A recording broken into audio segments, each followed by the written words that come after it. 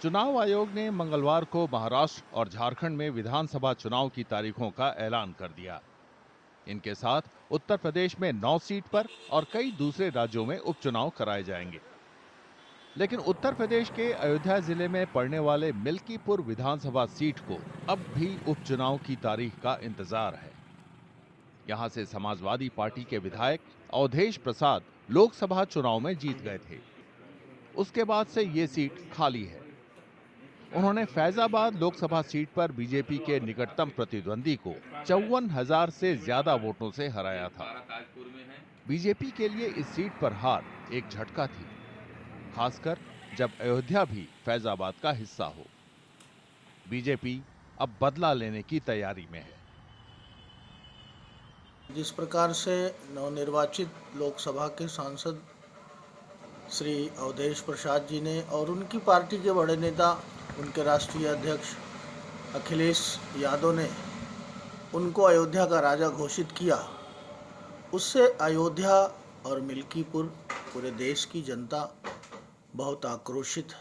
मिल्कीपुर की जनता ने मन बनाया है कि तथाकथित राजा को इस बार उनके सुपुत्र को जो पार्टी ने परिवारवाद में टिकट दिया है, उनको पराजित कर भारतीय जनता पार्टी का परचम वहां लहराएं।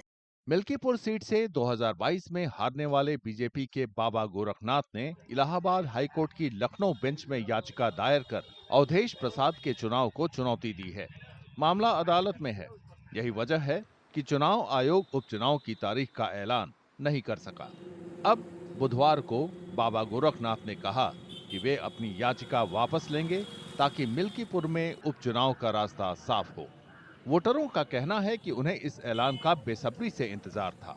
उन्हें विकास को लेकर चिंता है। मुद्दा विकास का है। जिस तरह से आए दिन किसानों के साथ शिक्षा की व्यवस्थाएं ध्वस्त होती जा रही हैं, यही सभी चीज़ों को लेकर हम लोग वोट करना चाहते हैं। अच्छा, कितना उत्साहित हैं आप? हम लोग बहुत उत्साहित हैं और चुनाव का डेट आएगा, हर दिन और हर घर हम लोग निकलकर ये कहेंगे कि वोट करिए और सबको निकालकर वोट कराएंगे और सबसे ज़्यादा वोट कराएंगे।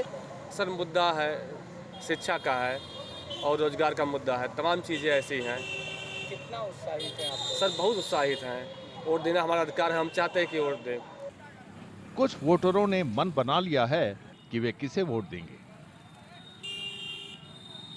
जी, हम डेट का इंतज़ार कर रहे हैं कि जल्द से जल्द डेट आए ताकि हम मतदान कर सकें, और हम मतदान को लेके बहुत उत्साहित हैं क्योंकि हाल ही में चुनाव जो हुआ था सांसदीय वाला, उसमें भारतीय जनता पार्टी की लगभग काफ़ी बुराइयां हुई हैं और हम इसमें देख रहे हैं कि हाँ, हम अयोध्या वालों को सपोर्ट करना चाहिए भारतीय जनता पार्टी को, क्योंकि विकास काफ़ी हुआ है। मिल्कीपुर की सीट एक कह सकते हैं कि सबसे हाईलाइट सीट है, तो इस वजह से चाहे जब टिकट की घोषणा हो, हमें उससे कोई आपत्ति नहीं है। हम मन बना चुके हैं, वोट भारतीय जनता पार्टी को करेंगे। जी जी, बहुत उत्साह है। भारतीय जनता पार्टी के लिए उत्साह है। समाजवादी पार्टी ने मिल्कीपुर से अवधेश प्रसाद के बेटे अजित परदेस को उम्मीदवार बनाया है। उन्हें पूरा भरोसा है कि ये सीट बरकरार रहेगी। लड़ाई एक तरफा है, समाजवादी पार्टी वहां जीत रही है। वहां की जनता समाजवादी पार्टी को के कैंडिडेट को पूरा मन बना चुकी है अपना आशीर्वाद देने के लिए और श्री अखिलेश यादव के हाथों को मजबूत करने के लिए।